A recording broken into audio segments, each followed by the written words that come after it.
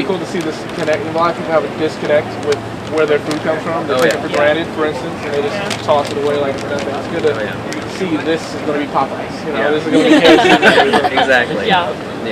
And that's the whole purpose of this event today, is just kind of build that connection and build that relationship between producer and consumers. Stop taking things for granted, that's for sure. Definitely. All right, well, thanks for stopping by. I think it's important for producers and people from rural areas to connect people in the cities and consumers, because with the population shifts from the rural areas to the cities, they have a large impact on policies that are being set that affect agriculture and in turn the supply of food.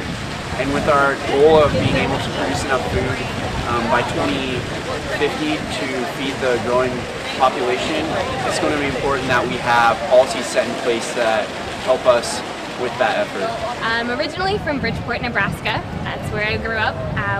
My dad was a veterinarian, but we had primarily beef cows. We did have some dairy cows.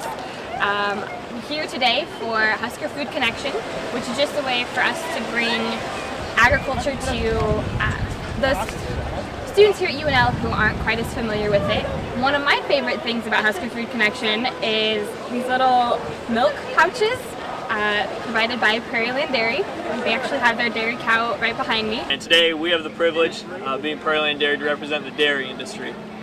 And it's great to see people coming out and just really grasping that ideal of modern agriculture. And a couple cool questions I've got asked today. People ask me, how much does a cow weigh? They're amazed that this 7-day old calf in 2 years can turn into a 1,200 pound mature Holstein dairy cow.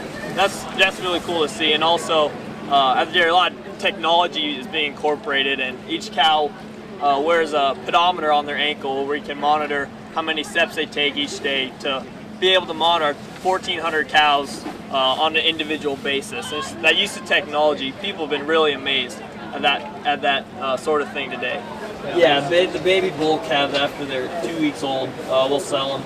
Either bucket calves or people come by them to raise. And the cows typically stay in our herd for about 8 years.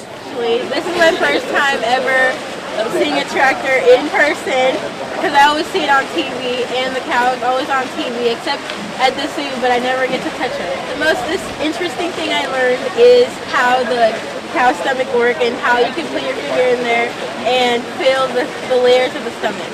The biggest thing I've learned is from other people and their experiences on a farm, and I find that really interesting to learn about how their experiences are different from my own. I got to know that you could tell the color of the eggs that are hen lays by looking at its earlobes, the color, so I didn't know that.